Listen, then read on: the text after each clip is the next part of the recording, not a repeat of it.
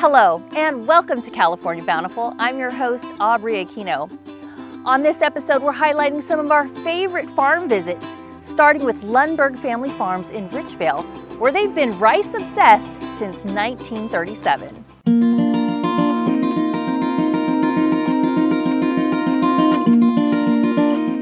We're regenerative organic for Lundberg. It has, I think, three main pillars: soil, wildlife, and a social or people. But it all begins with organic. And so it's how we care for the soil. And we're growing cover crops. We have crop rotation. We're having habitat. The animals are important in a regenerative organic system. And in our case, we don't own the animals. The animals are wild, and they just come in by the thousands, by the hundreds of thousands, if not more. For decades, the Lundberg family has been growing rice in support of their generations-old founding principle to leave the land better than they found it. It's our firm belief that you're not regenerative if you're not organic first and foremost. Organic to us is really the foundation for regenerative, so that's where it starts. But then to truly be regenerative, it's a bit more than just being organic and not using chemicals, essentially. It's more of a holistic view of how you take care of the soil, interact with the environment, and take care of people in your community. Anders, along with his father Bryce and sister Brita, all play an active role in pioneering regenerative, organic rice farming practices at their family farm. We call it farming in partnership with nature, working with nature, not against it. Things like providing habitat for the birds in the wintertime and then nesting habitat for them in the spring. So my grandpa Harlan used to say, people called us those crazy Lundbergs for trying to do something different. And it's true, people thought we were crazy for farming organically in the 1960s, before most people even knew what organic meant. But now we're regenerative organic certified. We became the first US grown rice brand to launch a regenerative organic certified rice. And that's really exciting because it's building on that legacy that my great-grandpa Albert started when he decided that we were going to leave the land better than he found it. It almost feels like a validation that that's exactly what we're doing.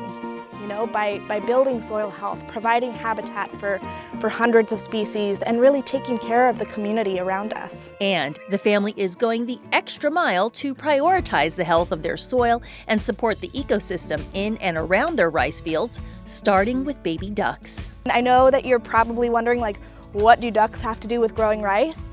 Actually, quite a ducking bit. I'm not sure if I can say that. But during the winter, we grow cover crops to help build soil health and provide natural fertility to our fields. But those cover crops also provide nesting habitat for ducks who have lost a lot of their natural breeding habitat. And so they find cover in the leafy greens of oats, vetch, and fava beans.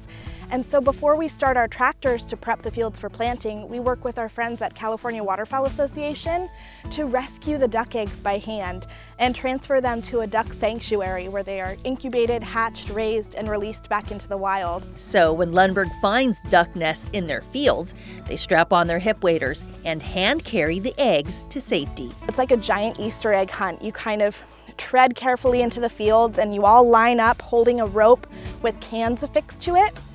And you shake the rope so that the cans make a lot of noise and flush the mother hens off of their nests. And when you see a mother hen flush off her nest, then you tread really carefully over to that part of the field and you look for the nest and then rescue the eggs. And you actually place them in egg cartons like you would have, in your fridge. But you line them with feathers to keep the eggs warm and cozy.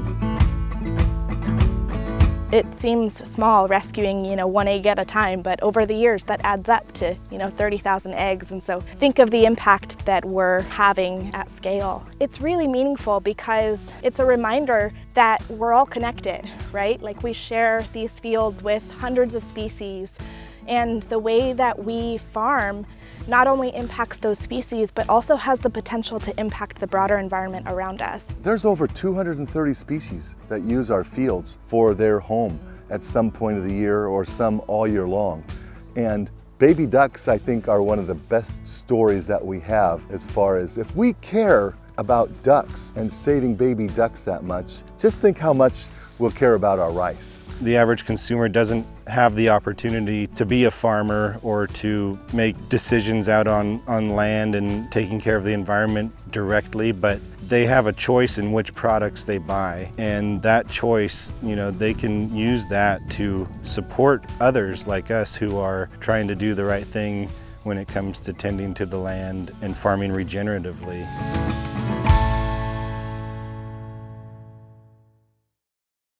Now for a Bountiful Spotlight.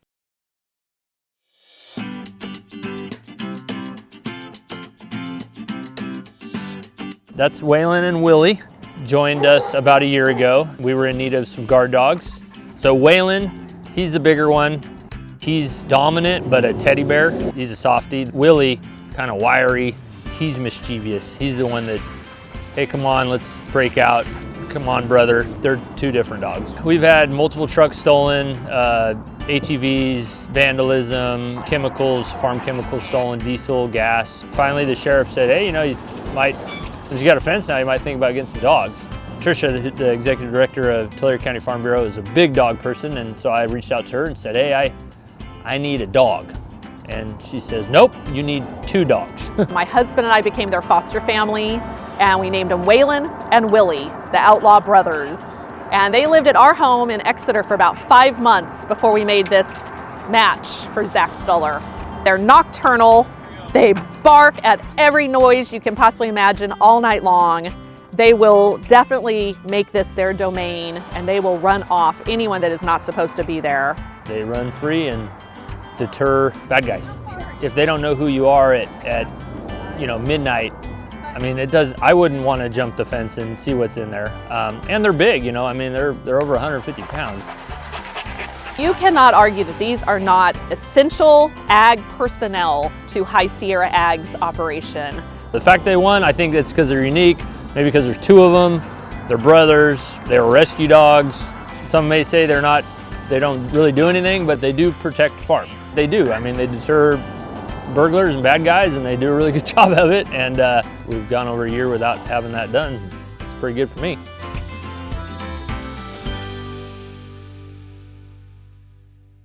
If you know of a canine worthy of the farm dog title, submit an entry online at cfbf.com. Still to come, a lavender field of dreams. This is Grosso lavender, the #1 lavender grown worldwide.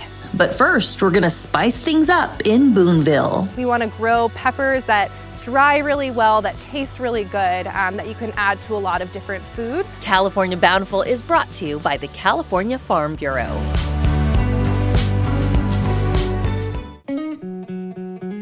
Sometimes we lose, sometimes we win. Sometimes we try to fit it all in. Sometimes we don't know what's in store. Sometimes we find what we're looking for. Sometimes we're rolling easy and free. Sometimes 1 and 1 makes 3. So much to love along this ride. That's why Nationwide is on your side. You love your pet and would do pretty much anything for them. But sometimes pet healthcare costs can make your wallet growl. That's why we created My Pet Protection, pet insurance designed exclusively for employees like you. Get reimbursed for eligible veterinary expenses. Enjoy extra perks like Vet Helpline, Pet RX Express, and more. Use any vet anywhere. Signing up is easy. Just tell us about your pet and choose your level of reimbursement. My Pet Protection is available only through your employer. Get a no-obligation quote today. California Farm Bureau's all-new podcast, Voice of California Agriculture, is streaming now. Tune in for the latest farm and food news, legislative updates, and more. Listen on Apple Podcasts or Spotify. You can also visit cfbf.com to access the podcast links.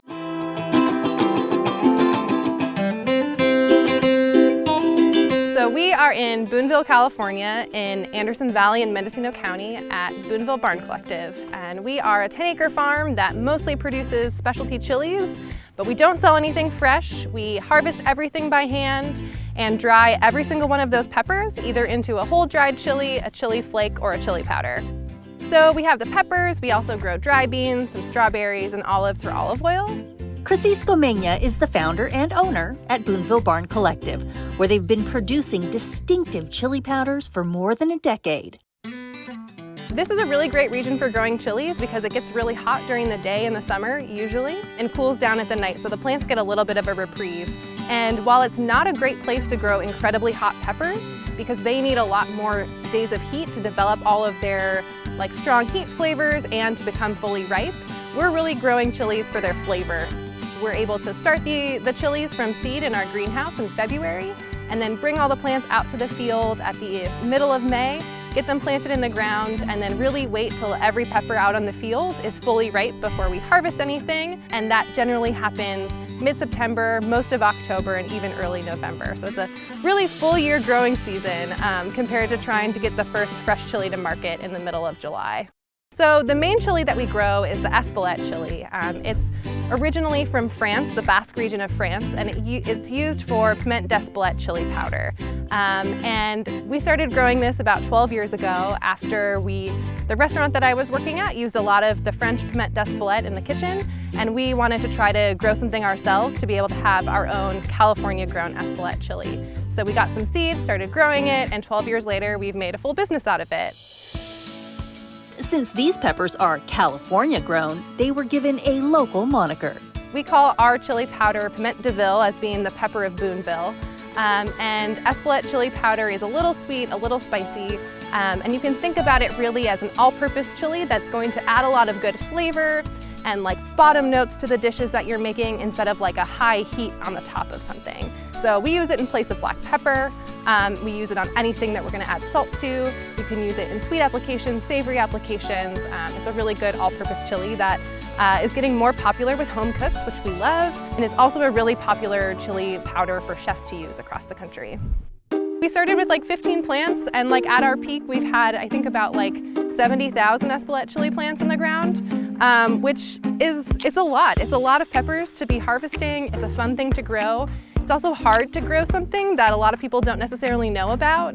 Folks are used to having cayenne chili powder and paprika in their spice drawers and might not be so familiar with more specialty chilies with different names from different countries. One of the secret ingredients in Boonville's spice success is the farm's foreman. Yeah, it'll be nice to harvest these. So Nacho Flores has worked with us from the start. When we first got the seeds, we asked Nacho, hey Nacho, can you grow these peppers for us? And he said, of course I can grow chilies. I grew up growing chilies and corn. This is easy for me. And so he came into the kitchen one day in September with a big bus tub full of fresh peppers and was like, all right, Chrissy, I did my job. What happens next? And so then I got to learn through a lot of trial and error the best ways to dry peppers, the best ways to grind them. And it's been a learning experience for the 12 years. Also, we're able to grow different chilies that he misses from his home in Mexico, and that's been a really great factor in expanding the different chilies that we grow on the farm, is trying to figure out, Nacho, what are some fun peppers that you miss that you want to try to grow here? A fresh farm-to-jar operation that's attracting widespread attention. We start that seed in our greenhouse, bring the plants out here, grow the chilies, and then we harvest everything, bring them back up to their greenhouse that we're able to use throughout the year. And the chilies dry in the greenhouse for a while. We take out all the seeds and stems, put them in our dehydrator, and then we're able to grind all the chilies when they're ready. It's in our hands and our care the whole time, and that's something that we never plan to change. We're also the largest producer of Espelette chili powder outside of France, which is pretty fun, even though it's only 4 acres of peppers. Chefs in over 750 restaurants use our chilies across the country. Whenever people hear that we grow chilies, they're always like, what's the hottest pepper you grow? And I'm like, we don't actually grow hot chilies. Some of them are spicier, but chilies really are beautiful for the flavor that they can add to different dishes. And so specifically the Espelette chili, whenever people are like, oh, this isn't very hot, I'm like, no, it's not supposed to be hot. It's flavorful, and you can taste the beautiful flavor in it, but you're not gonna get a lot of high heat. It's been a learning experience to develop the confidence to work in that industry and really be able to acknowledge that what we're doing is special, the skills that I have to add to this business are really special, and that it's an opportunity to be a woman farming in California, and it's a great place to do it. Coming up, a flower review from Capay Valley, and next, a whole lot of loofah. Should go like this? Yes, perfect. Hey, Brad, you know how Nationwide is more than an insurance company? Oh, yeah. They're one of America's largest financial services companies. Could we get that in a song like business, life, retirement? Or Nationwide's there to protect. Maybe leave the songs to me. But I'm the one with 3 Grammys. I'm kind of the jingle guy. Not sure I agree with that. Well, I'm not sure I like your hat. Well, it would never fit on you. Wow. Are you looking to uncover more of the bounty of California's rich, diverse, and delicious food and wine scene? Then it's time to get social with us. Find even more great content from farm to fork and everything in between, like recipes, behind the scenes, on food and wine tours, plus useful info on what's good for you and so much more. Join an engaging community of like-minded foodies and tell us what great story ideas you have for us, too. So what are you waiting for? Get in on the conversation now. Find, follow, and talk to us on social at CA Bountiful. Our childhoods stay with us well beyond our early years. Adverse childhood experiences, or ACEs, can increase our risk of serious physical and mental health conditions, along with a lot of other challenges. Amigos y amigas, no matter what we faced early in our lives and along the way, healing is possible. Through our culture and shared narratives, we build hope and create joy together. To learn more or for support, visit numberstory.org.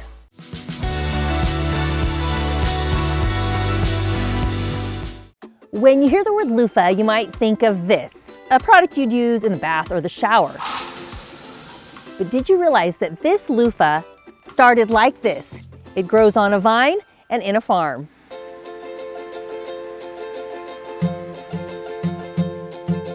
We're in Reedley, California. We're east of Reedley on Highway 180 before you go up to the mountains. And this is our loofah farm.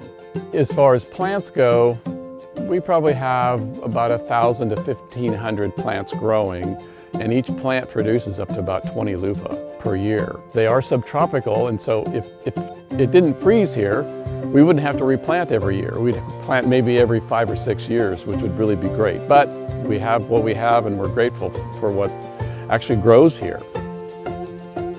Not a typical garden vegetable, Luffa Gardens is cultivating these uber unique gourds that produce loofah. There's evidence of it that they've been around for 10,000 years. The Egyptians grew it. I mean, the botanical name is Luffa aegyptiaca, is what we grow. And that's actually a variety that was developed in ancient Egypt. They're on a vine like a cucumber. They take about half as much water as a cucumber plant, which is really, really great. I was really surprised about it because it takes a lot of moisture to fill these things. In springtime, this is a massive wall of yellow flowers and it's just buzzing and humming with honeybees and big black bumblebees. They are edible. We have fried them up. They're pretty good. They're like squash. As long as they're about this size, you could probably cut them and fry them up and eat them. But after that, they develop the skeleton inside and it becomes very fibrous. And my cows won't even eat them.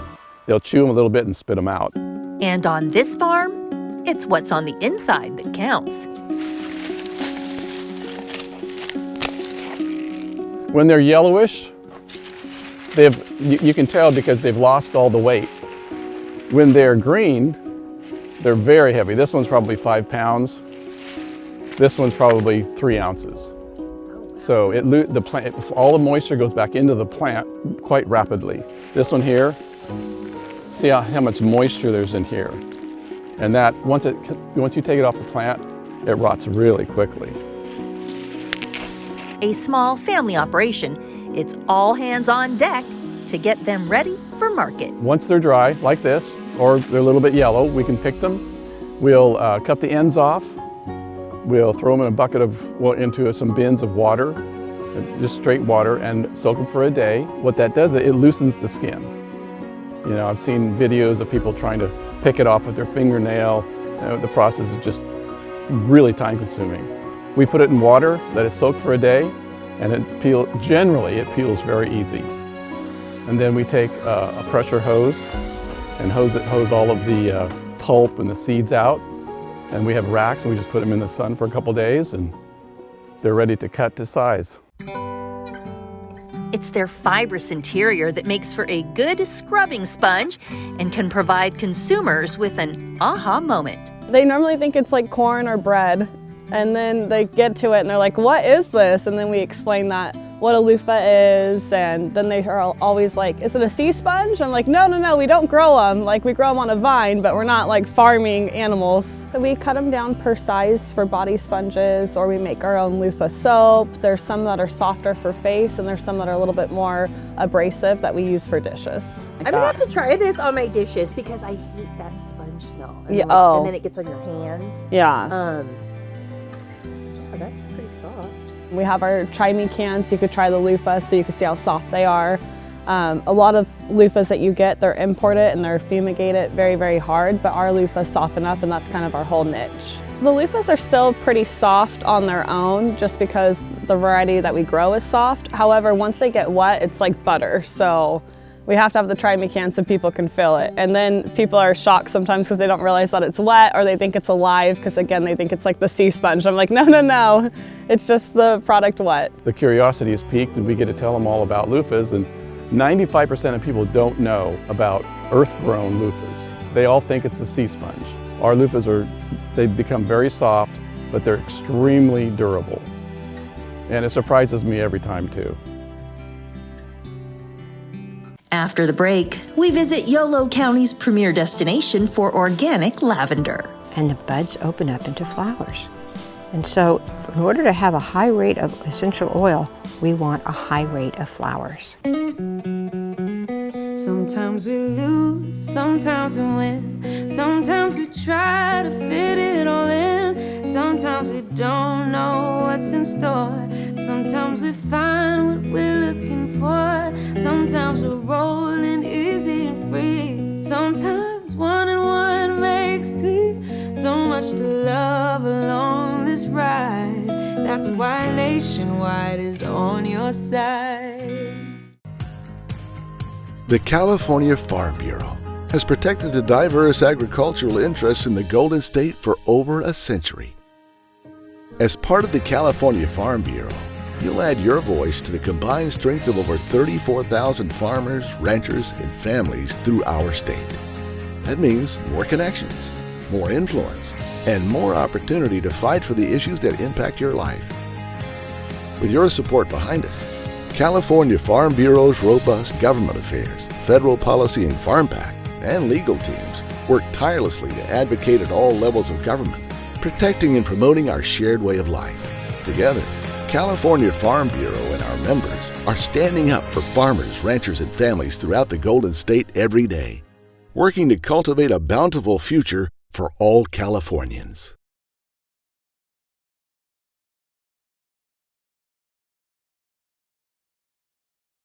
California Farm Bureau's all-new podcast, Voice of California Agriculture, is streaming now. Tune in for the latest farm and food news, legislative updates, and more. Listen on Apple Podcasts or Spotify. You can also visit cfbf.com to access the podcast links.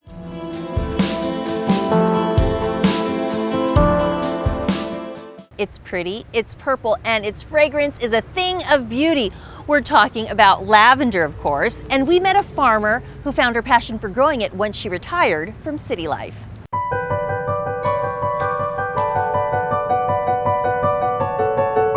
Capay Valley, a serene stretch of fertile land, rolling hills and canyon land, home to many small and mid-size organic farms, and carries the essence of a natural wonder. Capay Valley, which is about 45 minutes west of Sacramento, is a beautiful valley. It almost feels like California as it once was. The ranges are intimate. You can look up and see the top of the mountains. You can see the trees. You can see the grasses. It narrows out at 10 miles wide. Further up in the valley, a big, beautiful, wide expanse.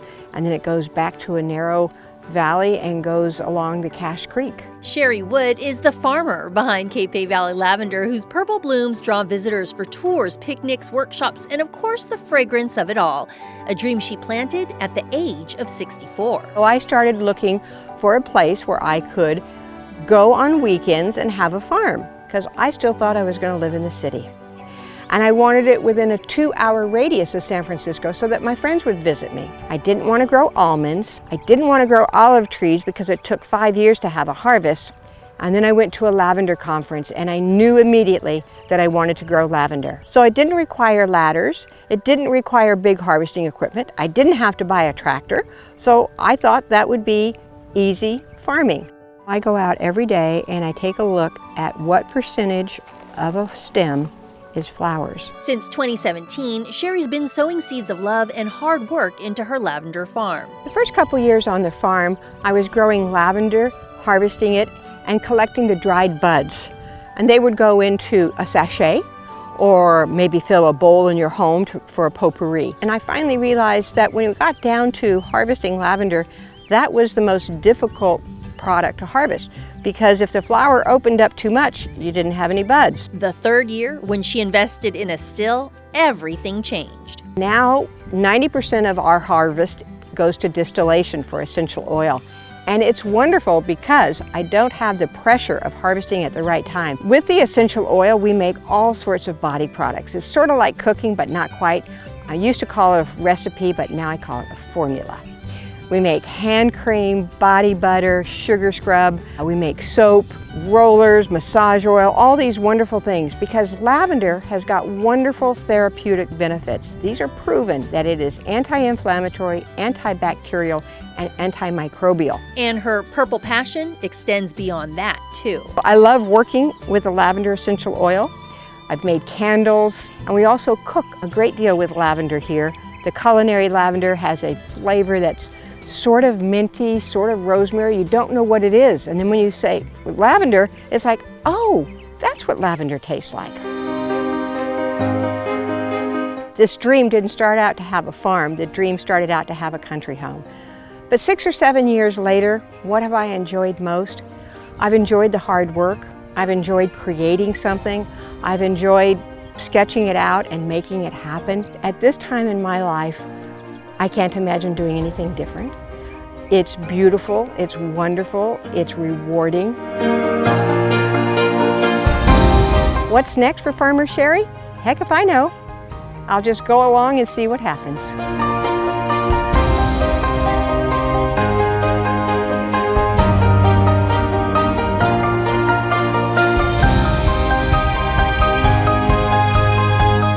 And that's going to do it for this episode of California Bountiful. We hope you've enjoyed revisiting some of our favorite farms. Remember, you can always find us online at californiabountiful.com. I'm Aubrey Aquino. Thanks for watching, and we'll see you next time.